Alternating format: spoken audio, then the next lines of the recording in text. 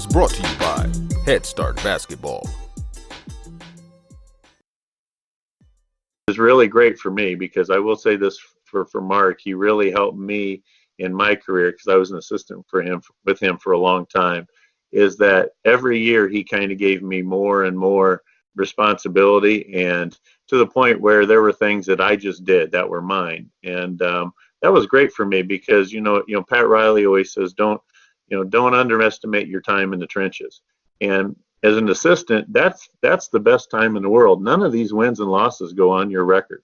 You just work, and you get to see things that you like and don't like, and you can keep track of them in your head and journal them. And so when I become a head coach, and so it was great for me to see all that and put it all together. John Baines is entering his 7th season as the head men's basketball coach at Elmhurst College. Baines has an 89-69 record in 6 seasons as the Bluejays head coach.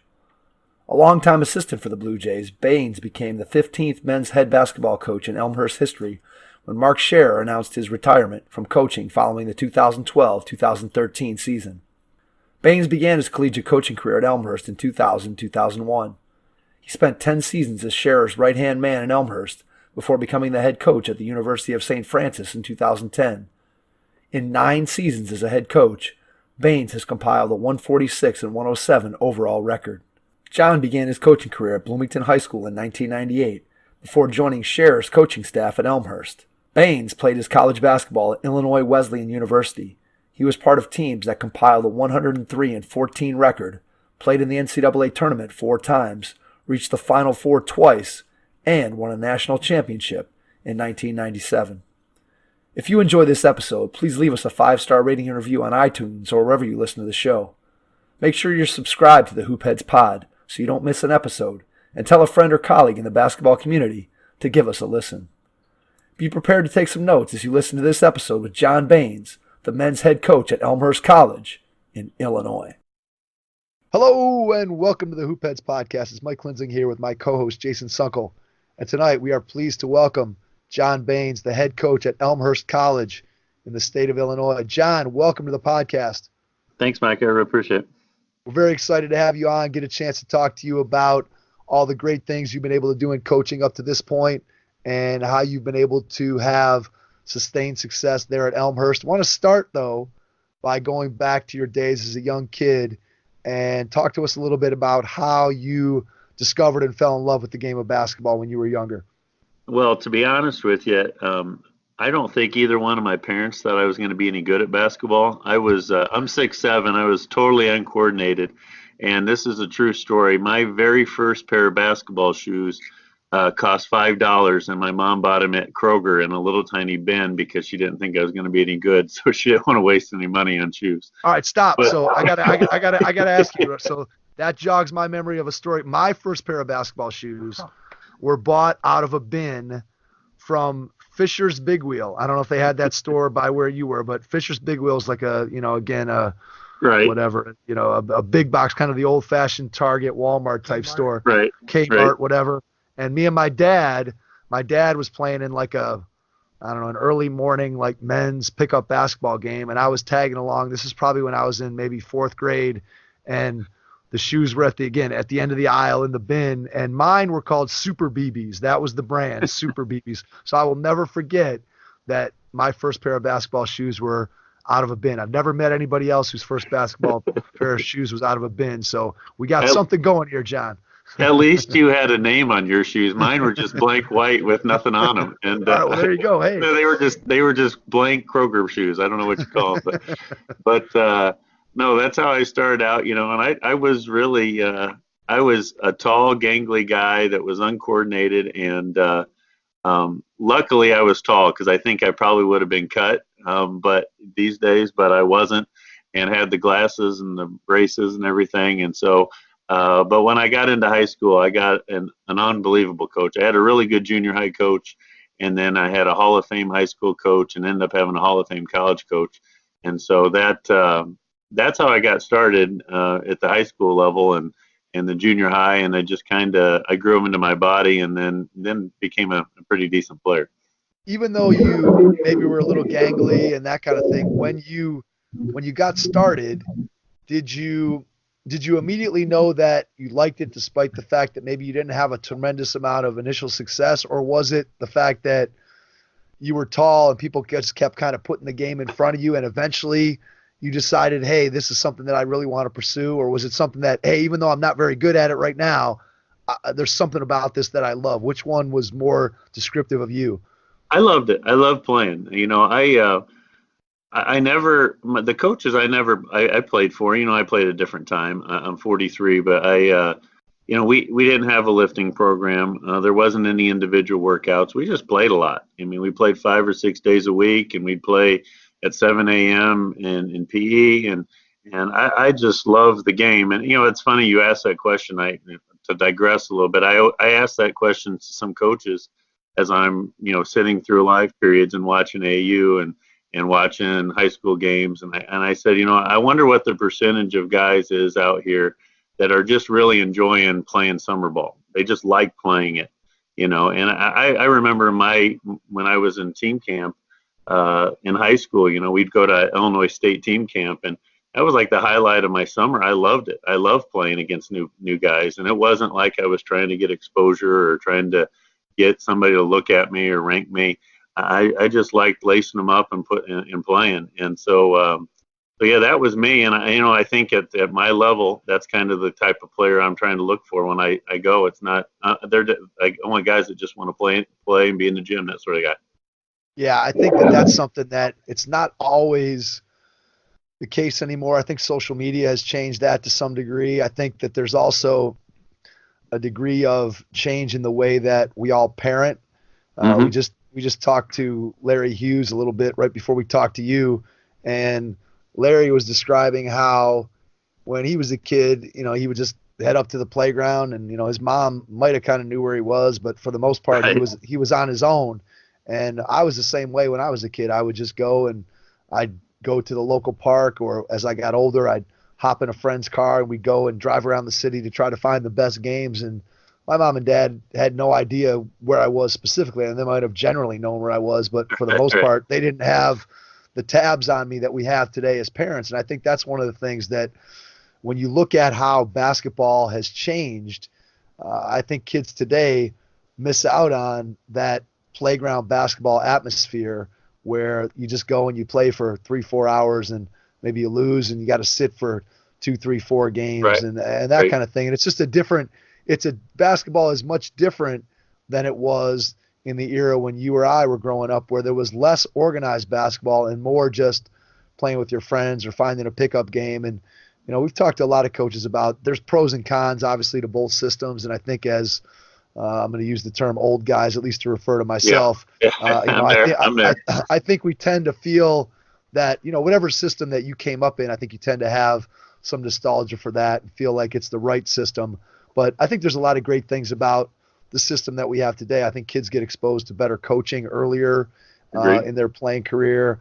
I think that one of the things we've talked to some other coaches about is just the fact that I think there's far more skilled kids at all levels of basketball. And if you look at the back end of a high school roster, those kids who are players 9, 10, 11, 12 are far more skilled than they used to be back in the day. And I think that's got to make your job as a college coach trying to figure out who can I recruit, who can I play. It seems like there's this big giant group in the middle. Obviously the kids who are the most talented still stand out just the way they did 15 years ago, 30 years ago, whatever. But I think there's a much bigger group in the middle that you're like, man, having to, slice and dice and figure out what's the difference between the kid over here and the kid over here, because so many of them are so much more skilled than kids used to be in the past. Do you see that as a college coach when you're out on the recruiting trail?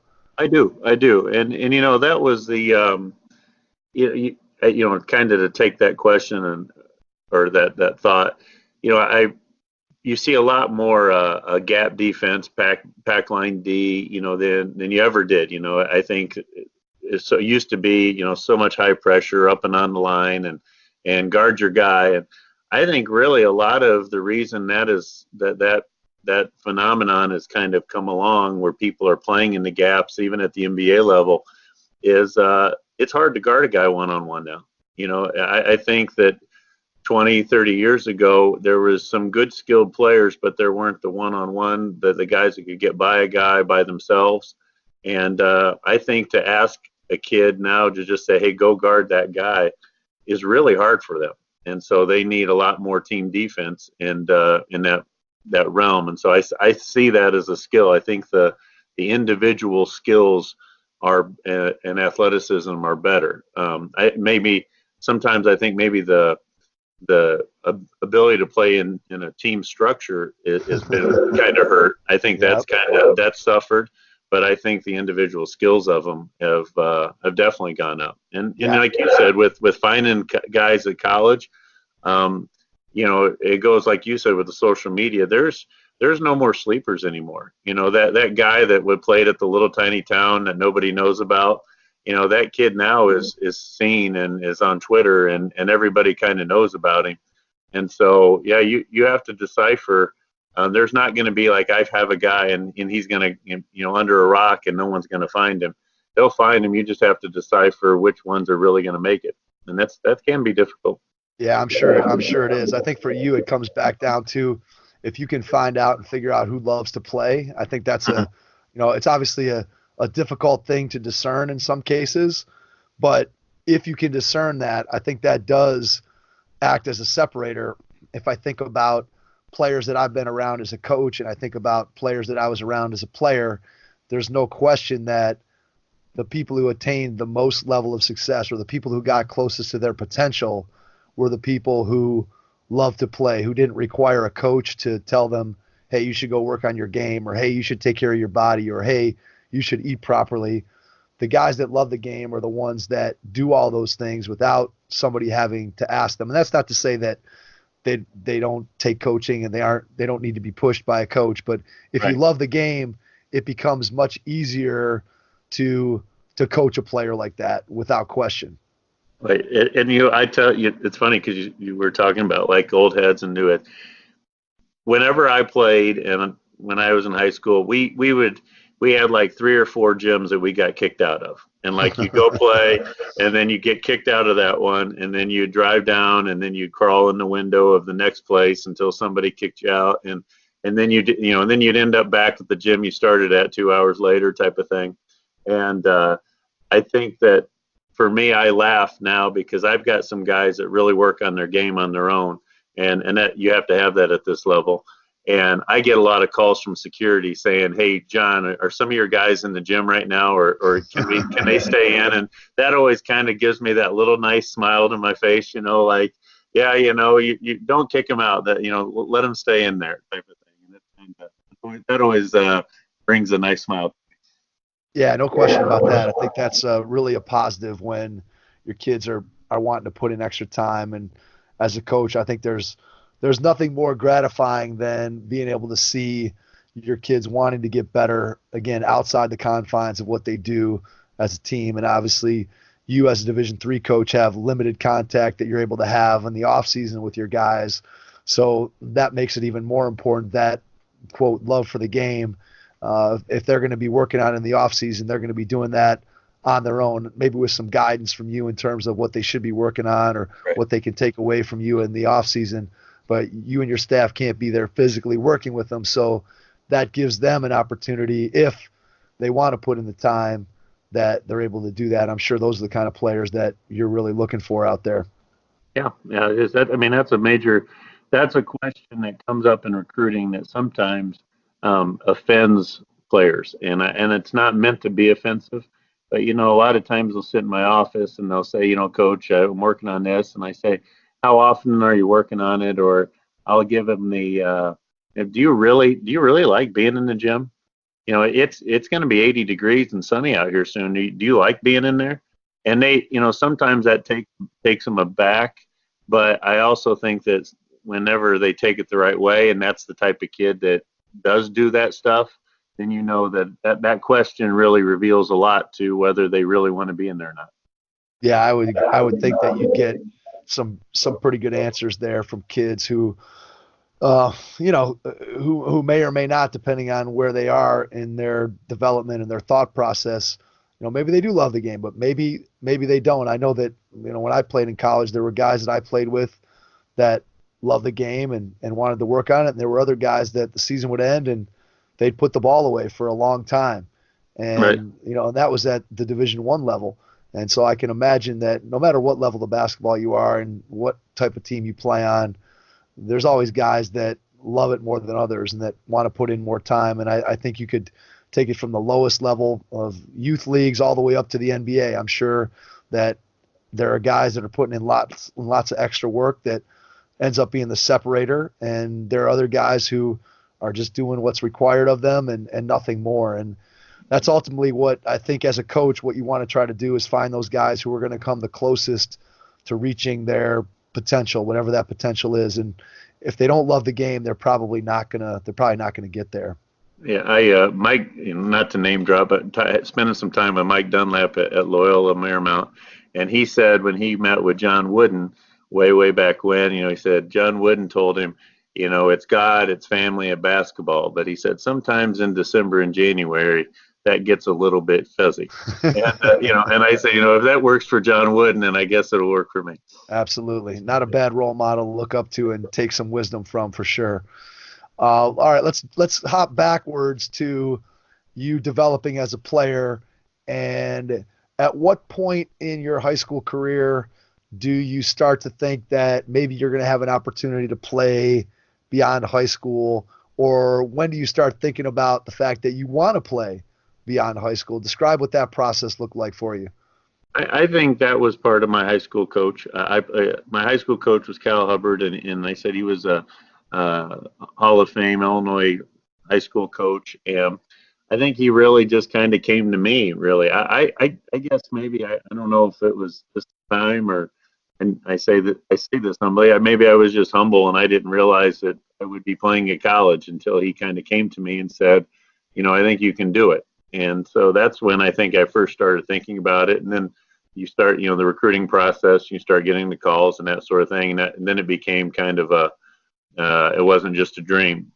And I, from that point, then when looking at the process, I was a big guy. I was not a Division I level player, but I had Division I people that were asking me to walk on and that sort of thing. And I think that became the question for me is, do I want to go do that? And that's a completely different thing than going and playing at a Division III, or do you try to, get a partial and go to a D2? Ultimately, for me, it was an academic choice. I liked the place I was going, and the basketball was really good where I went, Illinois Wesleyan. And so I think I got a good blend of those two things. And but I think that I got some help with that with my high school coach. At that point in my life and being in Central Illinois, AAU really hadn't hit Central Illinois. So my only person to talk to about that was my high school coach. Do you think without his input and his experience that you might have been more seduced by some of the Division I interest that you got? Was he able to give you a more well-rounded picture of where you were? Or did you kind of come to the realization when you looked at guys that were going Division I versus guys that were playing Division III that were in your area? How did you kind of come to the realization that of the level where you wanted to be? Was it, I know you mentioned that it was strictly, that the academics played a big part in it. But every kid, obviously you're flattered by getting interest from Division I schools. So go back to that moment and talk a little bit about maybe how Coach Hubbard influenced your decision there to end up going to Illinois Wesleyan. Yeah, he gave me just the information. I don't think he pushed me any way. I think he just told me the pros and the cons of a lot of different places. I'll be honest, ISU, that was back when Kevin Stallings was at ISU.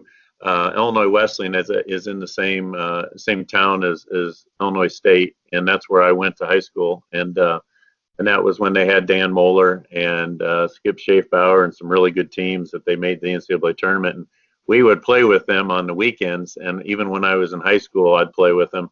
And be honest with you, I wasn't good enough.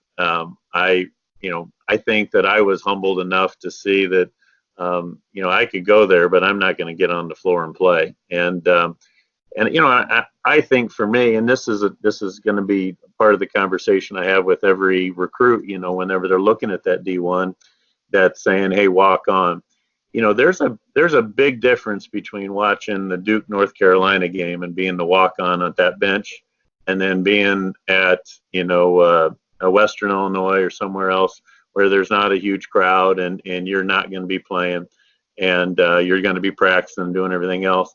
I think that has to be part of the process for a guy. Is that really worth it to you? Is that really what you want? And I wanted to play. I wanted to get on the floor, and if I was going to go to practice and lift and do all that kind of stuff, I wanted to get on the floor. And so, I felt like I made a great decision. And we had really good teams and won a national championship. And so I played with some really good players. It worked out perfectly for me. I think to each his own. And that's really the truth, and to even take that a step further, sometimes we have recruits that we're talking to that are looking at us and looking at walking on or looking at an NAIA scholarship. And there are times when I'm almost hopeful that they go and they take it, because if they come play for me as a freshman, they might not even get on the floor for me as a freshman, and now I'm going to have to battle all year having to pump them up and stroke their ego. And they're thinking I'm at Division III and I'm not playing. If they go and they just get beat down as a walk on somewhere and somebody else is working on them, they kind of get humbled. And when they come play for you, they're a year into that, and they sometimes, I think to myself, well, he wasn't going to play for me that first year anyway. Let somebody else do all that work and do all those problems. And when he comes to me, he's going to be ready to play basketball, and I don't have to worry about the ego. Yeah, I think that a lot of times that kids get humbled fast, and it's interesting that I think there's such a big adjustment from the high school level to the college level in terms of the demands physically, mentally, emotionally, just that transition. And also I think that there's such a lack of understanding among high school players, and especially parents of high school players, especially today, because they've grown up, both the parents and the kids, hearing nonstop about how great their kid is, and everybody has expectations of what they think their kid's going to do and where they think they're going to go. And, I think the younger they are, the more skewed their perspective is, because when you're in 5th, 6th, 7th grade, everybody is head to Duke or North Carolina. And parents all have that thought process that that's kind of where they're going. And then as you get older, they start to kind of realize, but I don't think parents understand, and I don't think players understand how good you have to be to play college basketball at any level. Forget about playing Division I basketball, but just to play, to your point, at the Division III level, at the NAIA level, how good you have to be. And one of the things I wish we could do is I wish we could take the parents of every 10th grade high school player in the country and have them go to a high level Division III college basketball game, or have them go to a high level NAIA basketball game and just watch and say, look at the quality of play that's out on the floor, and then compare it to where your child is right now at this moment, and start to ask yourself, wow, are they capable of even getting to that level, let alone to the Division II or Division I level? And I think if we could educate parents about the amount of time and effort and skill that it takes in order to play college basketball, we'd be able to probably give those kids a better basketball experience, because it wouldn't all be about taking that next step to college basketball scholarship or an opportunity. Instead, it would be about maximizing what they're doing right there in the moment, whether that's their junior high career, what they're doing in AAU or high school. I think if we could educate parents, I think we'd be a lot better off. Do you see that as a college coach, sort of the unrealistic expectations that not necessarily players have, but parents? Oh yeah. When a recruit comes on a official visit for us, I ask the question, have you seen a D3 game? And I will tell you 75% of the time it's no. And so, that's the first part of that process totally with me is, They'll play with our guys and that, that sort of thing. I think that's eye-opening for the kid. If the parents want to stick around and they want to watch their kid play, against our team, I think that gets really eye-opening for them too. And I think that's that education process for them. The nice thing that we have now is that we didn't have 10, 15 years ago is that, our games are all streamed now, and so it used to be, well, it's really hard to get a kid and to get to a game. And if he's from 4 hours away, it's the season, he just doesn't get there. Now they watch your games. And I think that that's helped them realize, this is a pretty high level of basketball. I'll tell you, our league, and I know I'm bragging on our league, but our league and the Wisconsin League, there's some really, really good basketball teams. And, and I think there's a lot of teams in our league that can beat a lot of D2 teams and without the scholarships. And I think that that's something that the parents have to see for themselves, I guess, sometimes. Yeah, I think sometimes seeing is believing, and it's hard to get that across to people without them experience it firsthand, whether that's in the case of a kid playing with a bunch of Division III players, whether that's the parent actually sitting in the stands seeing a game or watching it, via the internet. And if they don't do that, and I think it's classic that, you said that 75% of people said, I've never seen a Division III game, and yet here they are taking an official visit to a Division III school. It's really kind of funny when you stop and think about how critical that decision is in terms of where you're going to play your college basketball, where you're going to go to school, and what that experience is going to be like for you, first of all, in those 4 years, and then what it's going to set you up to be able to do for the rest of your life. And sometimes I get amazed by the amount of time and resources and energy that parents put into their children's youth basketball or just in general youth sports experience. And yet when it comes to some of these huge decisions, people put on these blinders and they only see one thing, and they don't explore all of the options that could potentially present their kid with a much better path, both in terms of basketball and in terms of setting themselves up for future success, instead of, like you described, sending a kid to a place where even if they were to make the team as a walk-on, how pleasurable is it to spend, practicing 3 hours a day, getting beat up on the scout team, going through all that stuff, and just knowing that you're never going to get on the floor. I can speak to my own playing career. My first year when I played as a freshman, I played very little. Maybe, I don't know, by the end of the season, I might have been getting in 6 or 7 minutes a game. But for the most part, I practiced most of the season and didn't play hardly at all. And that was by far the most difficult season of my career. I couldn't imagine going through and doing all those things that I did for 4 years without ever having, without the possibility of, being able to get on the floor. And so I think the point here is that there's many more paths to having success in basketball than there are just getting a Division I or Division II scholarship. There are lots of different ways that you can maximize your basketball and educational experiences throughout the college basketball landscape. And people, because of what they see on TV, a lot of times parents and kids only have one thought process in mind. And I think that's something that, if we could change that, I think the basketball landscape as a whole would be much better off.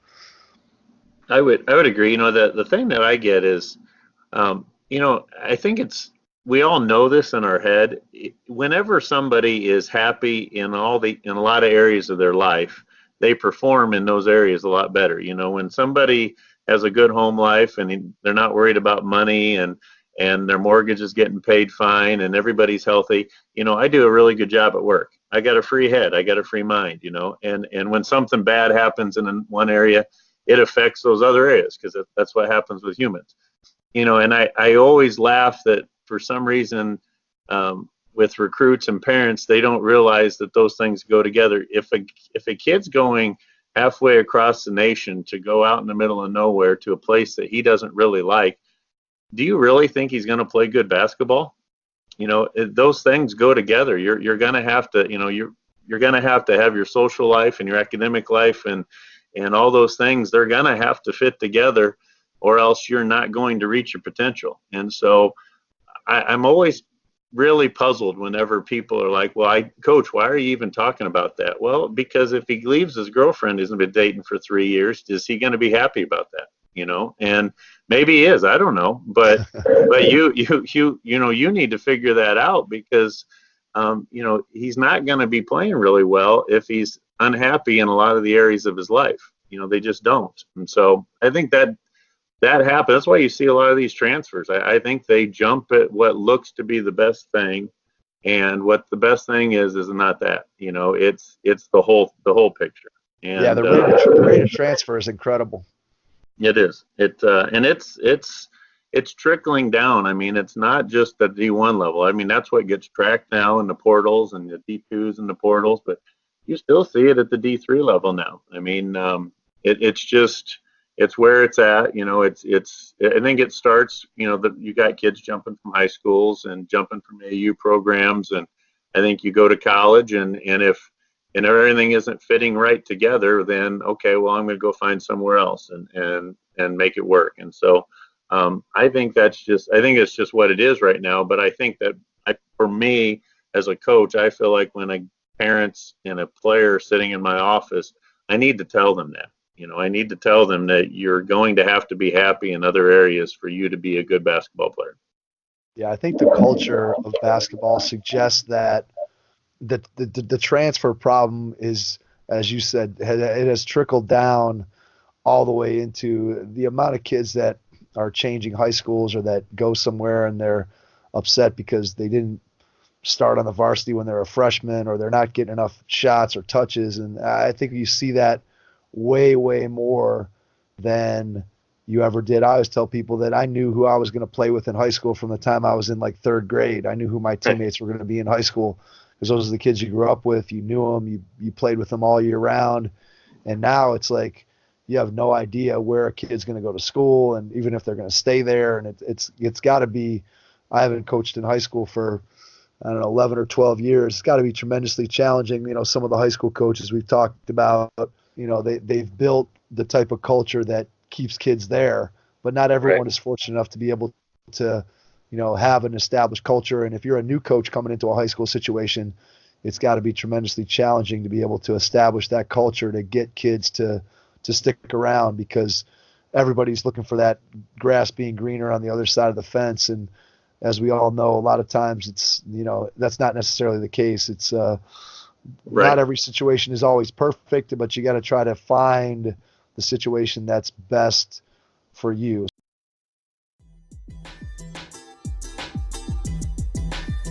There's still time to register for the final Head Start basketball camp of the summer at Brunswick Rec Center. We'll also be having our Summer Skills Challenge at the Strongsville Rec Center on July 29th and 30th. You can find out more information or get registered for both of those events at www.headstartbasketball.com. So I want to jump back to your playing days in college and just give you a chance, share one or two things, because we've been talking about maximizing the experience, both from a basketball and just life standpoint. So can you share maybe one or two things that stand out for you as a college basketball player, a couple stories that you remember that kind of encapsulate your experience there at Illinois Wesleyan while you were a player? Oh, I think it's always like the trips you take. And, I was fortunate, and I say this very humbly, I was a role player on these teams, but, we played in a couple Final Fours and won one, and had some really good teams for all my 4 years there. And so I think I have that just in general experience of, we played in a good culture and winning program. So I have that good feeling anyway. But the things I remember are just the trips and, going on the beach whenever you're down in Florida, I think that's the kind of stuff I remember. As now I get older, it's funny, I get reminiscent, but I realize that, whenever, I got married, I've got 15 to 20 guys that come back to my wedding, and I did the same thing for them. And I said, that to me is what I always kind of now look at. It's like, man, my best friends were guys that I played basketball with for all those years. And I think that's, that's really, for me, what you really want. If I had I do have a son. I have a 2-year-old. When he gets done playing, I want him to have some good thoughts of trips and playing, and then have the friends. I think I can't think of anything really specific that I can say on a podcast. that I would say, but we had a good time with my guys, and but those are the things that I remember. What was the best place you went? What was the best trip you went on?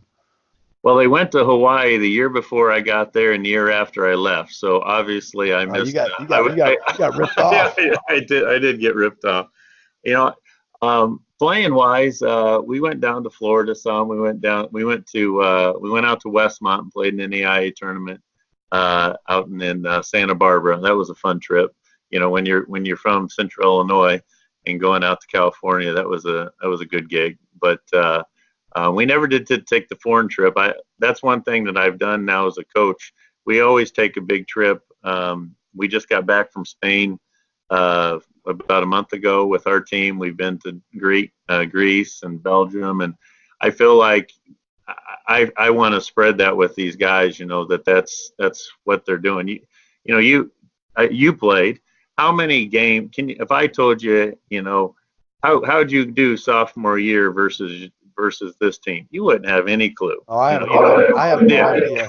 You don't remember. I can't remember if we beat Wheaton when I was a freshman. I can't remember that stuff, but I remember, going to Orlando and we won the national championship the year before, D3, and Bethel had won the NAIA championship, and we played each other in that game, and we actually lost that game by about 5, and the next day we won the 3rd place game, and our coach took the trophy and tossed it in the back of the van and said, anybody want to keep this? And I can say this now, but it showed up as a tapper on a keg one time, so that trophy made its way around. But it's that I think that kind of stuff you still remember 25 years later.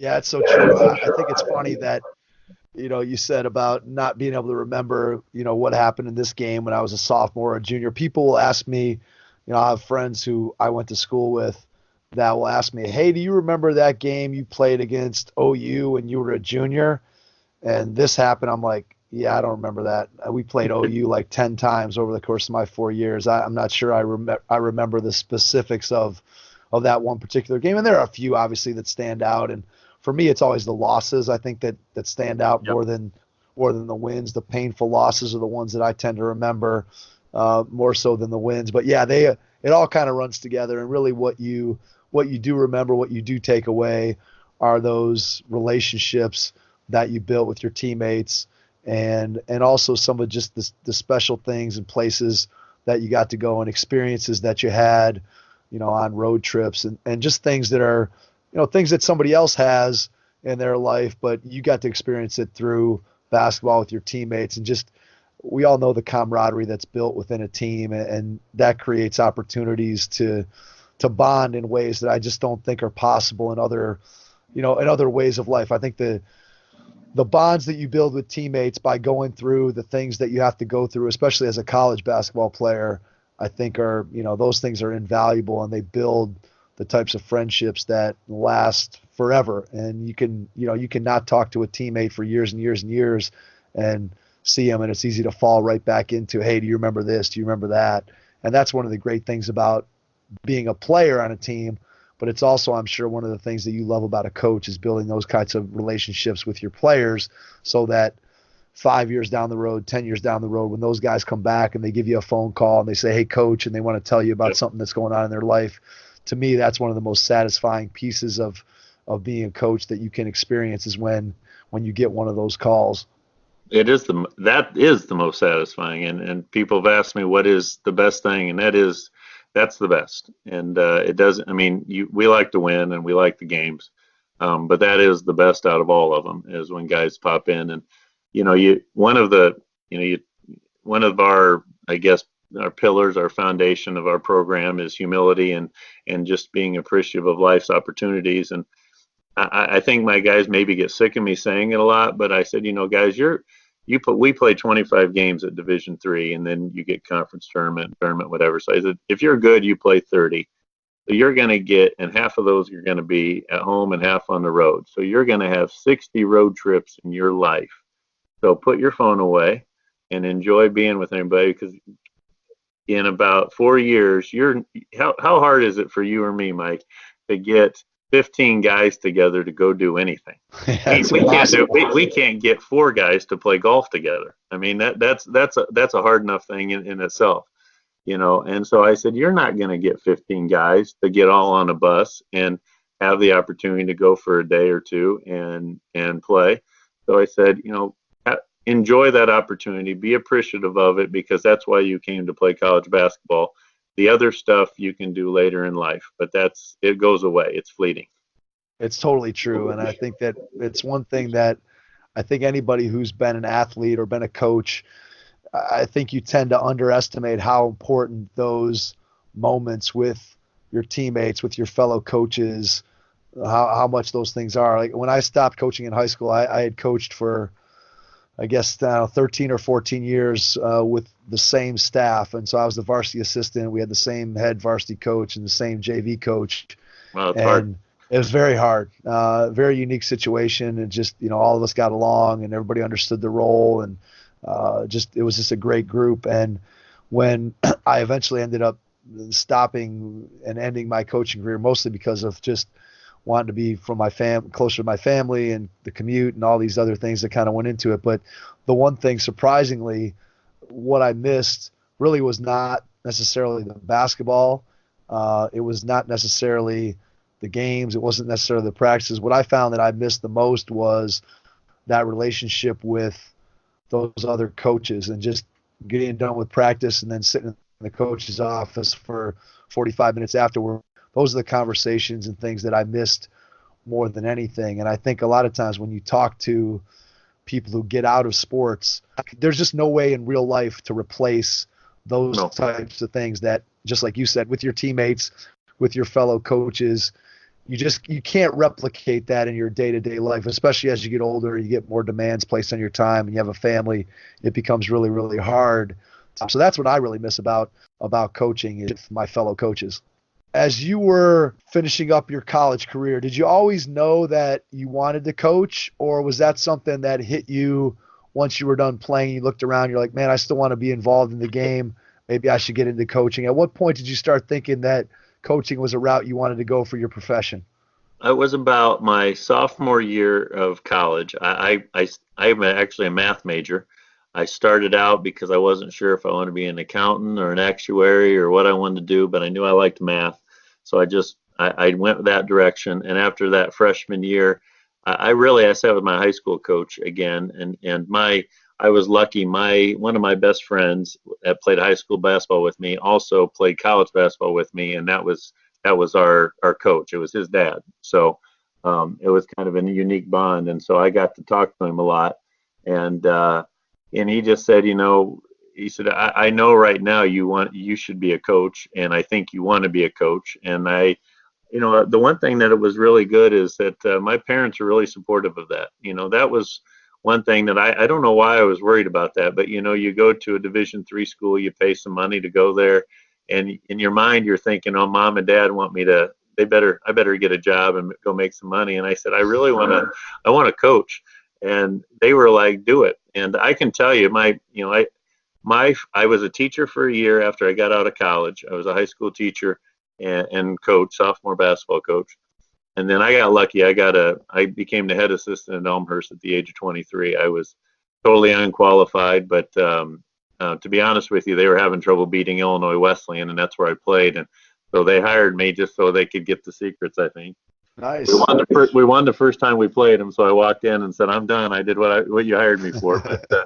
But I came in at 23, and I remember I was making, as a teacher, I remember it was $40,000 as an entry level teacher. And my mom, I called her. I said, "Hey, I got it. I got the head assistant's job at Elmhurst, and I'm jacked up." And she's like, "Oh my goodness, how much more money are you going to make?" And I said, "Well, I'm getting $15,000, no benefits, And but there's a guy that has an attic, and he's going to rent it out to me for $150 a month." And I think that was the thing that my mom and dad were like, "Hey, great, do it, go for it." And so I had a coach that really pushed me that direction, and then I had parents that were supportive of me toiling and not making any money and doing that gig. And I think any young coach probably goes through that, and then it paid off. That sounds like the glamorous life of a college coach, John. It does it right there. You don't get in.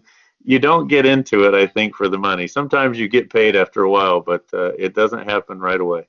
Yeah, I think that's another one of those public misperceptions is people see all the guys and they read about and they hear about the coach making $5 million a year. Even those guys that eventually do get to that level, many of them started out just like you did, making zero or paying somebody to be part of their staff and living, 4 people in a 1-bedroom apartment, and people don't understand the amount of sacrifice I think that it takes to get to the level that you see with these glamorous Division I jobs, and there aren't very many of those out there. More of what college coaching is that guys who just love basketball, guys who love the process of coaching, guys who love the kids and the players that they get to interact with on a day-to-day basis. And anybody who gets in it for the money is soon quickly set straight that that's not really what reality is going to be. And does it happen for some guys? Sure it does. And, there are obviously success stories in terms of financial, but there's also a lot more success stories of guys who find their niche, who find that they fit best at a particular level with a particular type of kid, with a particular institution. And ultimately it goes back to what we talked about earlier in the show, which is, you got to be happy in your life. And you got to make sure that you have the proper balance between basketball and family and everything that goes along with that. And when you do, then the coaching process can be extremely, extremely enjoyable. But people don't always see the sacrifices that are made, especially the young guys make early in their career. A lot of people don't understand that process and what coaches go through. So talk a little bit about what that first year was like for you as a college assistant, living in the attic, making $15,000 a year. What was that like for you, both from a life and a basketball standpoint, that first year? That was a grind, man. And I worked for a coach, Mark Scherer, who was really great to me. But he really just kind of said, "You're the recruiting coordinator, and go do it and figure it out and bring us some players." And and I'm like, what? How the hell do I do this? Good luck with that, John. Yeah. I'm like, okay, and luckily we won the league that year, and so then we were graduating a lot of guys, so that's enticing to any young guy, and so we had a really, really good recruiting class. Got 3 All-Staters, and it was a good class, and that just kind of got the ball rolling for us to keep it going. But that was really eye-opening for me. I never knew all the stuff that coaches did. I mean, you know this, but I felt like as a player, I always felt like the coaches came down for practice, and I was like, what do they do all day? Right. And they must just sit up there, draw plays, and it was really just mind-blowing to me, the organization of everything. And but it was really great for me, because I will say this for Mark, he really helped me in my career, because I was an assistant with him for a long time, is that every year he kind of gave me more and more responsibility, and to the point where there were things that I just did that were mine. And that was great for me, because Pat Riley always says, don't underestimate your time in the trenches. And as an assistant, that's the best time in the world. None of these wins and losses go on your record. You just work, and you get to see things that you like and don't like, and you can keep track of them in your head and journal them. And so when I become a head coach, and so it was great for me to see all that and put it all together. I played for an awesome college coach. He won Denny Bridges. He won almost over 700 games. He was awesome. But we never had scouting reports. He was an older guy in his 60s. We didn't really have a lifting program. We were a bunch of really good players that played well together, and he coached us well, but we didn't do a lot of the things that a lot of programs do. And so that just freaked me out. But I got to learn a lot. I took it all in, and I worked a lot of camps. And we were talking a little bit off the air about what are you pushing for your assistants, or if you put yourself in their shoes again. I really do a lot of, you sit down with me and I want to mentor you into becoming a head coach. What are you seeing? What do you like? What don't you like? What would you do differently? That sort of thing. Do you have goals for yourself for this year? What are you doing that you're not doing right now? And I've been lucky. I've had some assistants that are now head coaches, and I'm proud of that, because I feel like I've taken that part of my life where I was like, I got thrown in as 23 and I was totally blitzed. And now I'm saying, okay, I'm going to slow this down for you and help you out, and so that you understand what's happening here, and you're building yourself up to become a head coach. And I think that that's been part of my process as a head coach, is helping those people. Yeah, I think that's sometimes something that may get discounted, is the responsibility that you have as a head coach to not only develop your players, but also to develop your coaches, especially when you have young guys who are new to the profession.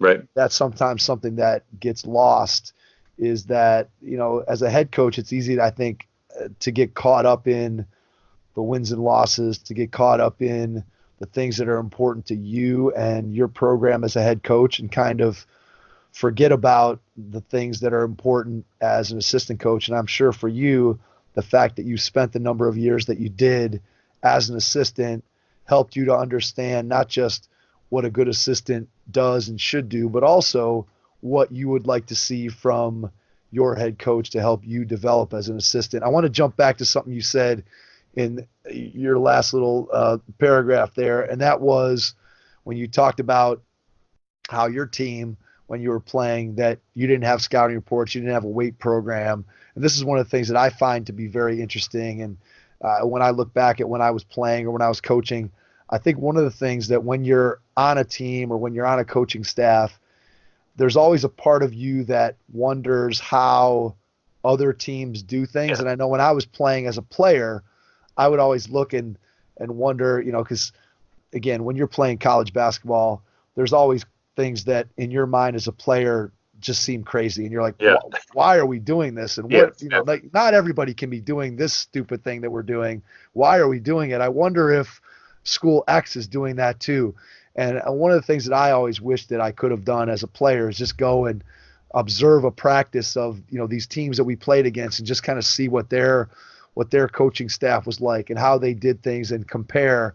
And so I know that as a coach now, like, how often do you get out and go watch other teams practice? Like, do you get a chance to go and watch, some of the Division III schools or Division I schools by you practice? Do you get a chance to go to a Bulls practice and see what they do? Is that something that you get an opportunity to do? I wish we had more time to do it. I really do. I think whenever you talk about us, we're, with practicing and then with recruiting, we're at least out 2 nights a week, usually 3. And we have games twice a week, and you've got all the film and everything you go. And if you have a family like I do, I think you miss out on a lot of that. I think, I work in like Jay Billis camp in the summer. Last year, I flew out to Los Angeles and watched in August, whenever Loyola Marymount was going to Australia. Mike had me out for 3 days just so I could watch practice that. So there's times when you can get into that, but I think during the season it gets really hard to do that. I think it really becomes a lot of, okay, I'm going to go sit down with you and do that. I think that one of the things that, like Don Showalter always says, and it's really true, it's not what you teach, it's how you teach it. And I think that that's the hardest thing whenever you don't go around and see other people and talk to other people, is that there's YouTube videos and there's championship videos and all the stuff you can watch, and there's a million things to do. And I think as a young coach, I push that on my assistants. I'm like, guys, we can do a million of this stuff, but how are we teaching it? How are we going to get this right? And I think that that's where you have to go talk to other coaches, and you have to go see their practices or go see them work out a guy, because how they teach it is that's the difference between the good ones and the average ones. Yeah, I think you're right. I think the way that you go about teaching and instructing the skill or putting in an offense or a defensive system, it's easy to say, all right, we're going to be a pack line team, or we're going to run, the dribble drive or whatever. But if you don't know how to teach that, then it becomes very, very difficult to do it well, obviously. So you have to look at all the different methods that coaches have used and try to tap into people's expertise to be able to become better at your craft so that you can, improve your own team, help your players to get better and improve. So I want to ask you this question related to that. And if you think back to that first year when you started and go to where you are now, what's something that you have learned? What's something that you have gotten tremendously better at from that first year when you were coaching to where you are now? And I'm sure you could say 25 things. Yes, there's a lot. But if you could pick out one or two things that maybe you didn't realize about coaching, that how important it was, but just maybe one or two things that really stand out for you that over the course of your career you've come to understand on a much deeper level than you did when you were 23. Well, I will tell you, first things first, I've become a much better teacher on the court. And I would, every coach kind of labels themselves, or people label them. And I would say I'm a relationship coach. I think I get along with my players really well. I push them, but we have good relationships. And that's always been my number one thing, and it still is. It really is how to communicate with people. But there was a time in my career, even as a head coach, that I look back now and I wasn't doing enough teaching on the court. I was keeping guys playing hard, and I was keeping them motivated, and they were playing together, and we had a good team. But I wasn't giving them the edge. And I think that I've become a much better teacher. I've slowed things down. I still go pretty quick, but I've slowed down so that I've become better. I think the other part that I had, and I never realized this, is sometimes guys remember things that you can't believe they remember. We had an All-American named Brent Rook, big 6'9" guy, and I was the lead recruiter on him. I was an assistant, and we got him, and he played for us for 4 years, and we had good teams and all this other stuff. And he came into my office a year after he graduated. He goes, "Coach, I remembered something today. I had an interview over at Chase Bank, and I remembered something you always told me." And I was like, I'm all pumped up. I'm like, all these gems I've dropping on you and all this stuff. And he says, I had my slacks on, and he goes, my socks at this time, now they change them up, but he goes, my socks didn't match my pants. He goes, I remember you always said it's all about the details, and your socks need to match. And so he goes, I stopped at Kohl's right before I went to my interview, and I did it. And he goes, then I was so happy with my socks, I even like crossed my legs like you do so that he could see my socks and all that stuff. And I was like, after 5 years of playing for recruiting and playing and all the things that I think that I brought to you, buying socks for an interview was what he took. And I look back on that now, and it's like, guys remember some of the most weird stuff that you tell them. And so that whenever you say things, what comes out of your mouth has to be sincere, and those guys you have to understand that there are guys paying attention to what you're saying, even if they don't think, you might not think they are if they respect you. And that's something I never really grasped when I was 25 or 30. I think at the age of 43, I pick my words better, and I try to be smarter. I actually think about what I'm going to say at practice and anticipate the problems, and then what am I going to say then, because I don't think I would have done that when I was 25 or 30. Now I think I actually think about those things. I even write them on my practice plan. Hey, when they screw this thing up, don't bring this up, that sort of thing. That's an awesome story. I think it's so true. I'm sure if you went and polled every single coach around the country, they would probably all have some kind of similar story of a player who came to them with something that was totally out of left field that they have no recollection of probably ever saying to the kid. And yet, to your point, everything that you say can be remembered by somebody. And so what I took from what you just said was that you're far more intentional in the way you communicate with your players today than you were probably Definitely. when you started, where before it was like, all right, I'm coming into practice and here's what we're going to do. But you're not necessarily thinking through what you're going to say. Whereas now you're much more intentional about looking for, anticipating the problems, knowing what you're going to do to correct and fix those problems. And because you have so much more experience, you probably have a pretty good idea of what's going to be screwed up before it gets screwed up. Right. And that allows you to prepare and give your players your best. And I think being intentional in everything you do makes you so much more effective as a coach. And I know I can speak to that for myself. There are times where if I'm intentional about what I'm trying to teach, or intentional about a life lesson or something along the lines of character or leadership that I want to make sure I touch on, if I'm intentional about building that into my practice, then I can be pretty sure that I'm going to be effective with that.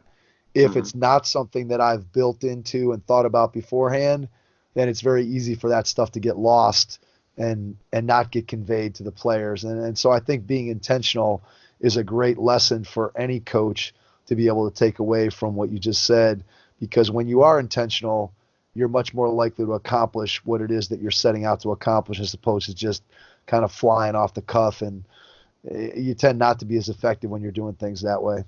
Right. Alan Stein is really good at this. He says, when you're designing your preseason workouts or whatever it is, you think of the end and then work your way backwards.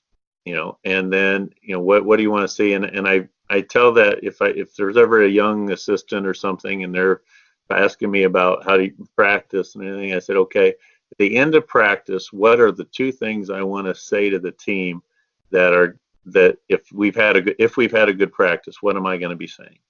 And so let's work backwards from that. So how am I going to build a practice to get to those two things? Because you can't get to everything. And I think that's, like you said, that becomes intentional in everything you do there. And sometimes it's harder stuff. It's like, hey, I want to build some adversity into practice because our guys aren't talking enough on the court. Well, okay, we're going to build this in. They're going to crack. Okay, so coaches, what's going to happen when they crack? Who's going to take over? What are we going to say? Who are we going to talk to about it? It's like those are the things that don't. That's again, we all know what to teach. I can do this drill, but how you teach it, how do I get that adversity in that drill, and how do I respond to it, and who do I talk to, and what do I have the coaches say to these guys? And I think that's the key to everything. So there's some of the things that you were talking about when you mentioned what do the coaches do all day.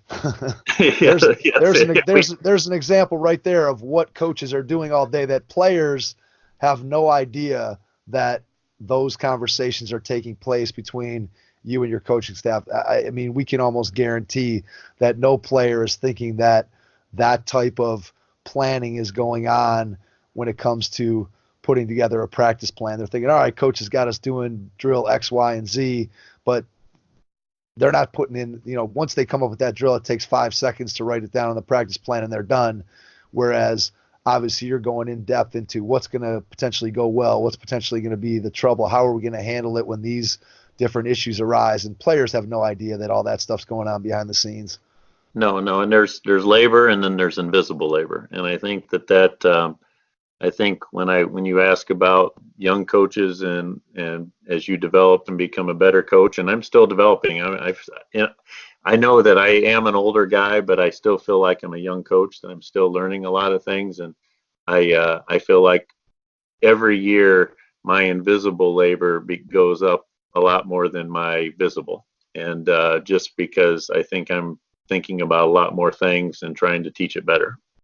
All right, so let's jump back on that and talk about when you went from an assistant and you got your first head coaching opportunity. Talk a little bit about what that transition was like and what the learning curve was from going from being an assistant to all of a sudden now you are the guy who's responsible. It is your one loss record. It is you being the face of the program. Talk about what it was like when you got a chance to take over your own program. That was, I felt like I was ready. I was an assistant for 10 years. So I felt like I was ready as ready could be. And I had a plan for how I wanted to do things. I think I had a vision and I had things I wanted to see and put together. I knew I was going to make some mistakes, and I did plenty. But I think the biggest thing for me was I think when guys take over programs, whether they're struggling or not, I hate that term whenever guys say, I'm going to get my guys in there. And I said, that term for me is I never understand it. I get it. You want to get your guys that you recruited, but you get hired to coach those guys. They don't hire you to coach and then you go get players. There's players on that team and you coach them and you do the best job you can. Maybe they're not good enough and maybe you do have to go recruit, but you have to serve them and you have to put in an effort for them. And I was lucky. I took over at St. Francis, which is an NAIA school. They'd struggled the year before. There was some talent, but they were 8-22 or 8-21. And that first year we flipped it. We went 21-10, and I brought in a couple players, but it really was just getting the buy-in from the players that were there. And I think that basically what I just told you is what I told them. I'm not trying to run you guys off. I'm trying to get you guys good. And if you don't want to work, and then maybe I'll have to run you off. But if you want to work and you're good, then I think you're gonna like this. And I think that worked for me. Like I said, I made plenty of mistakes, but I felt like that was my biggest thing. I guess I would give to anybody taking over that new program is don't just toss people away. They're people, try to help them. That's what they wanted, and if they're talented, they really want it. Well, that's relationships, right? I mean, that's what you've been talking about the whole time is as a relationship coach, you're going to come into a program where you already have kids that are part of the team and have been part of that previous regime. And your job as a coach there is to build those relationships. And when you build those relationships, now that allows you to build and put your team together and have the type of success that you were able to have in that very first year. When you took over, yep. What was the very first thing that you looked at and you said, okay, I have to do this in order for this program to get where I want it to go? What was the number one thing, the number one priority that you had as you stepped into that head coaching chair? Call the players and ask them what's going on. And I mean that, and I've done that at both places I've taken over as a head coach. And I'm not saying tell me all the bad stuff. Tell me the good stuff too. But the very first thing you should be doing when you get a job is you should be picking up the phone. You might not start for 2 months, but you say, hey, listen, I'm taking over. I'm thinking about what we're going on. And before I take down any fences, I need to know why they were put up. And, what's been going on, tell me what you want to see and then get that input from them. In terms of, you still have to be in charge, but just the input in terms of what would you like to see? What would you like to see for yourself? Okay. And I think that was the biggest thing, because that's the first step in the relationship building is, you get input and you start to figure guys out, but it also tells you the direction you go with them. I knew I wanted a tough, hardworking team. I wanted to get the ball moving because I felt like I watched film and the ball was stopping too much. I had those ideas already, and that was going to happen. So that was going to be my stamp on that team. But the other stuff, the negotiable stuff, I wanted to figure out with them, and I figured out some things. And I want to take another step back a little bit too. One thing I hate when coaches take over, don't throw the other coach under the bus. I hate that we changed the culture. Even if the culture wasn't all that good, don't do that to that coach. Actually, I had a great relationship. I still have a great relationship with the coach that was there before me because I didn't stomp all over him. I actually called him up and I said, hey, can I pick your brain? If you don't want to talk to me, don't talk to me. But, I just want to hear what's going on, what your thoughts on guys are and that sort of thing. And that started a whole relationship up with that coach. That helped me. I got so much background even before I got to that team that helped me. And so I think you have to get a lay of the land, and you have to pick up the phone or have people or go eat lunch and go do those types of things so you know what you're doing. And then when you pick it, just have some conviction and start doing it. To be able to reach out to the former coach, I'm sure that not everybody who gets a job does that. And to your point, we've all seen and heard that term of, hey, we needed to change the culture, which we can interpret that in a number of ways. But I think the main way it would be interpreted is, hey, the guy before me wasn't running the ship the way it should have been Right. run, and I'm going to come in here and wave my magic wand and get everything fixed. And anybody who's been a coach for a long time knows that magic wand doesn't exist. There are certainly things that you could do as a coach, and you have your systems in place that you believe in that are going to help you to establish the type of culture that you want to have in your program.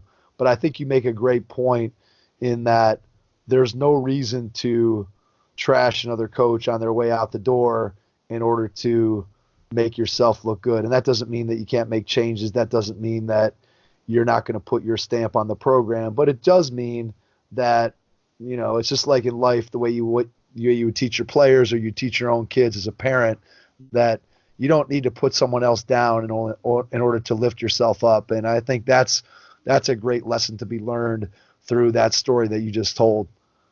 Yeah, I appreciate it.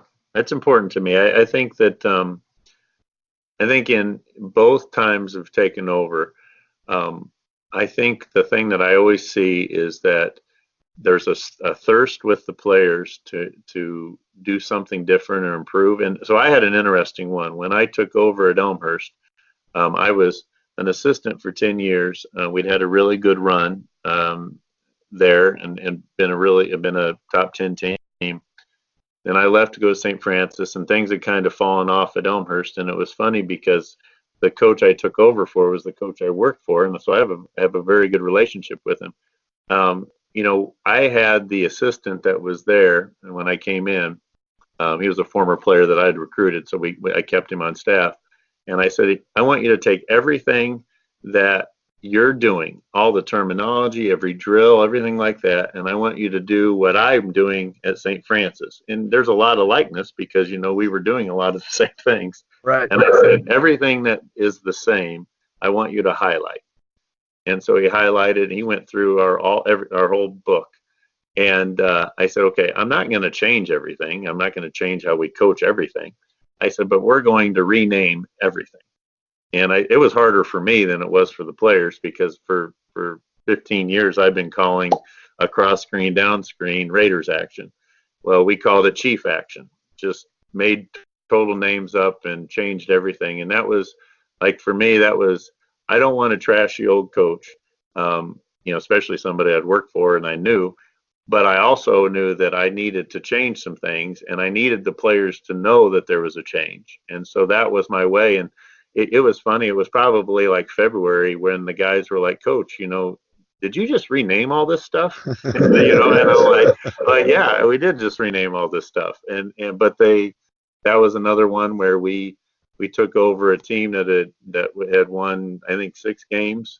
There were 6-19, and we flipped it to 14-11 that first year, just with the same players, just changing things and giving them a different direction. So I know relationships from our conversation are really, really important to you. So as a head coach, what are some things that you do day to day, week to week, season to season to help build the relationship, between yourself and your players, but also to foster the relationship from player to player to make sure that your team has the type of camaraderie that's going to allow you to coach them hard and to be able to have the success that you want to have there? Sure. That's a question I could go on for about a half an hour. I mean, we do a lot of team stuff, I think, every month. I mean, we play volleyball on the beach. We play an annual softball game. I have them over for barbecues. Sometimes we just have if there's a guy, 4 guys live in older guys live in a house, we say, hey, why don't you come over and we'll throw the laundry in for you if you want to watch TV, that sort of thing. Just, I think there's a lot of those things that you get. I think there's some other things that you can do. I have a rule at lunch. We don't talk about basketball. So if I walk over to the cafeteria and I got a group of guys sitting at the table, we don't talk about our basketball team. I want to know about your girlfriend or your classes, or you can ask me about what's going on. I think that helps on the court. I think one thing I've talked to our coaches a lot about, and I do this a lot, we recruit these guys. Think about all the time that we take to recruit them. We call them, we text them, we write them notes, we go see all these games, all this stuff. And then they come play for us. And then what do? We just meet them at practice. And I said, I write recruiting notes to our players. I'll not when they've had a good game, or a bad game. Sometimes I'm just like, hey, Mike, see that you're really talking a lot at practice, and I really appreciate you buying in, and hey, keep it up. And I just stick that in their locker, or some, and I think that part of the process is lost sometimes, because you get them and then, okay, recruiting's over and he's one of our players now. I think you're always trying to still keep doing that stuff.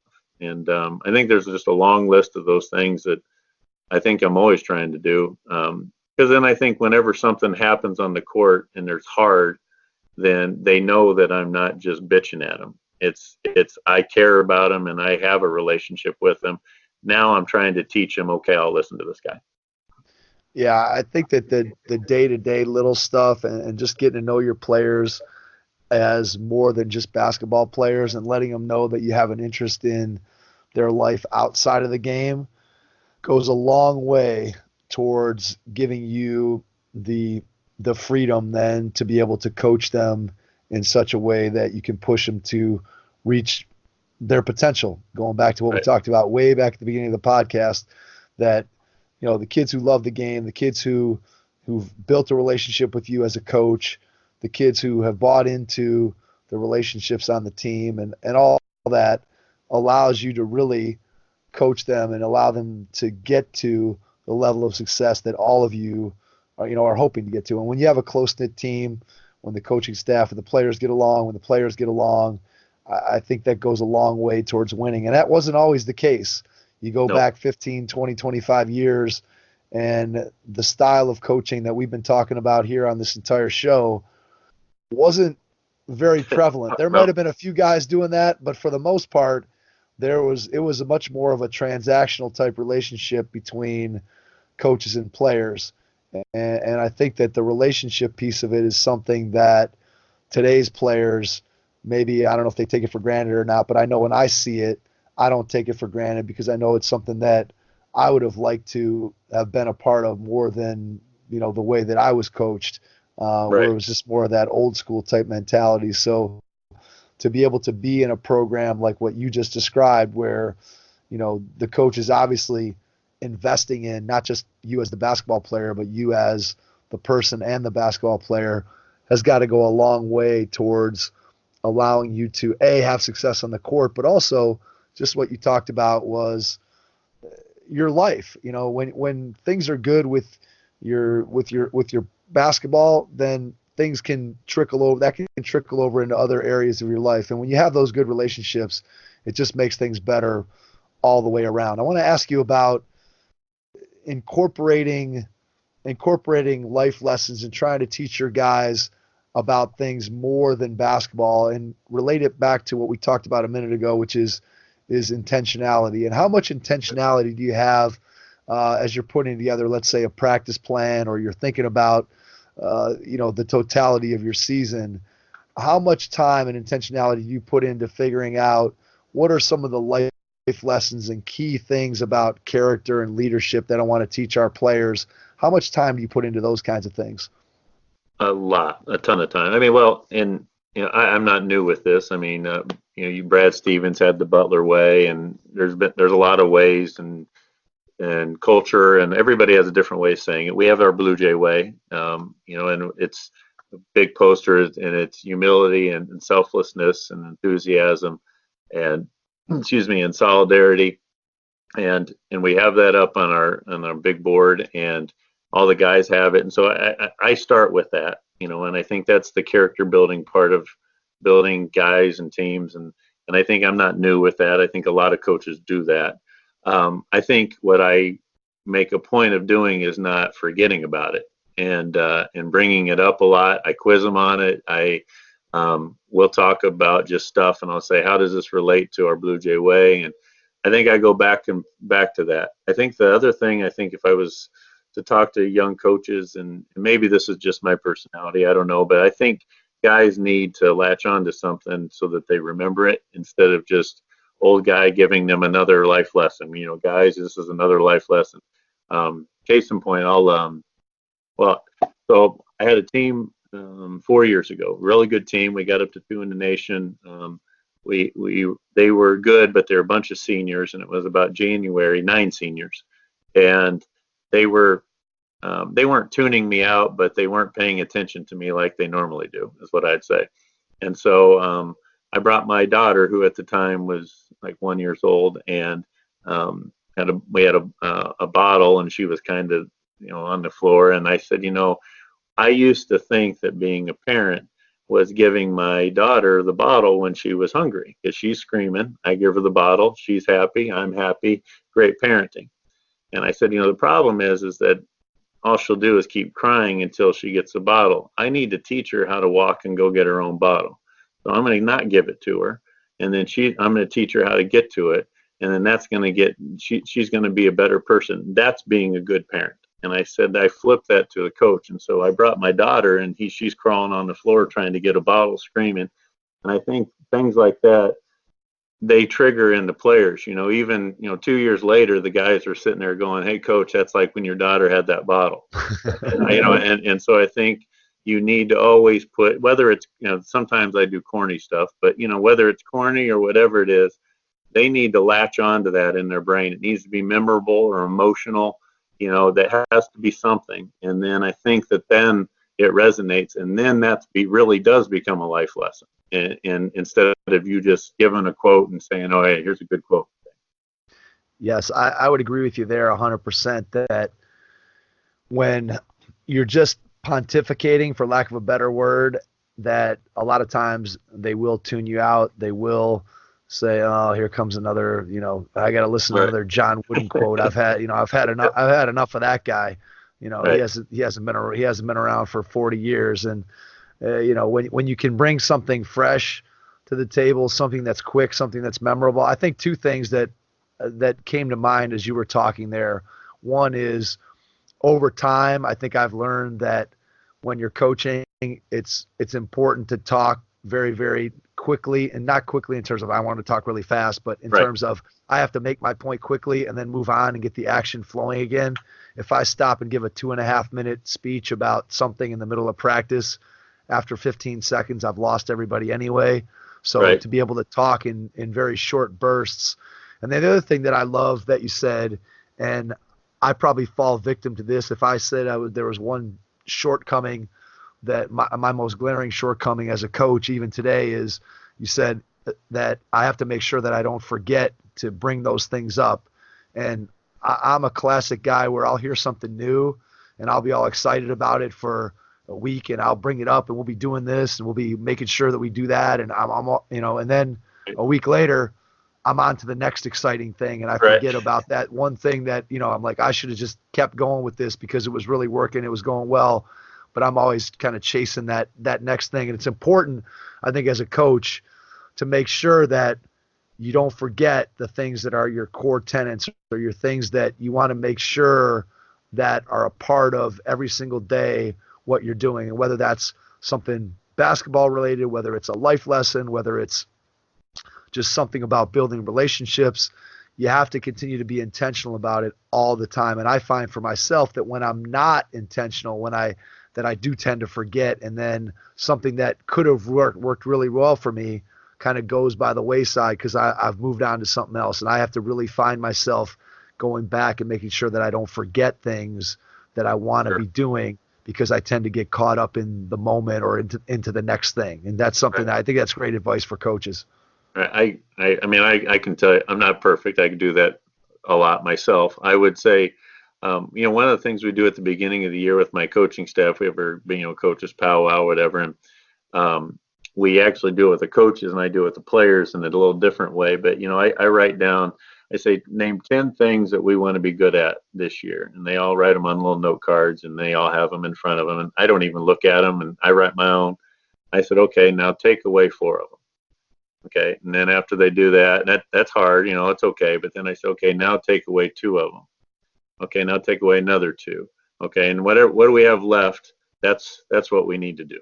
And I said, and that doesn't mean that all this other stuff isn't important. It's just that you can only focus on so much stuff and be really good at it. And so let's make sure we're doing that.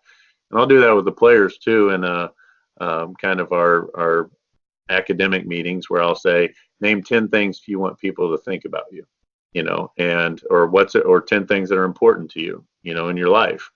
And we take away 4 and we take away 3, and you do that, and you say, okay, here's the 4 things that are really important to you. And it doesn't mean that your friends aren't important to you, but they're probably 6 or 7 in your list. And so that helps, I feel like, keep the intentionality. And what I'll tell the coaches is okay, we had those 4 or 5 things that we're going to do well.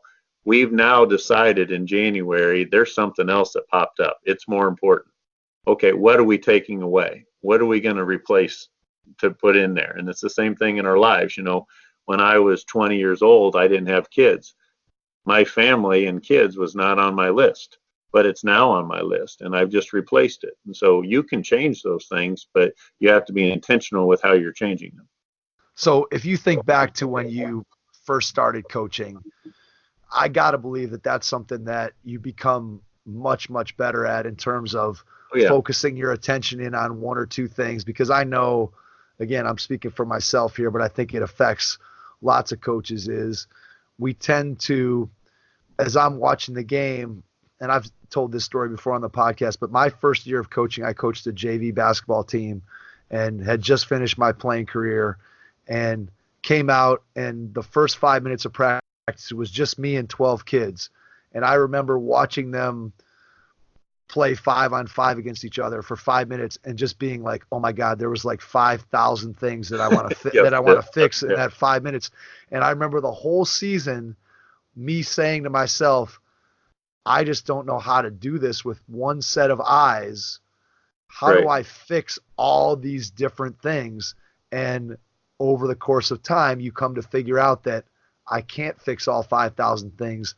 I can only fix, to your point, 1, 2 of those things. And those are what I have to focus on. And then once I get those fixed, now I can maybe move on and add something else when I've got these other things under control. And that's something that I'm sure young coaches everywhere struggle with, that is the ability to narrow down your focus.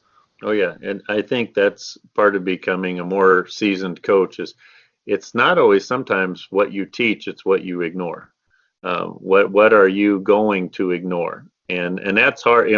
That's, I always laugh. I said, I sometimes, that's when I get embarrassed when we run open practices. I have people come in a lot.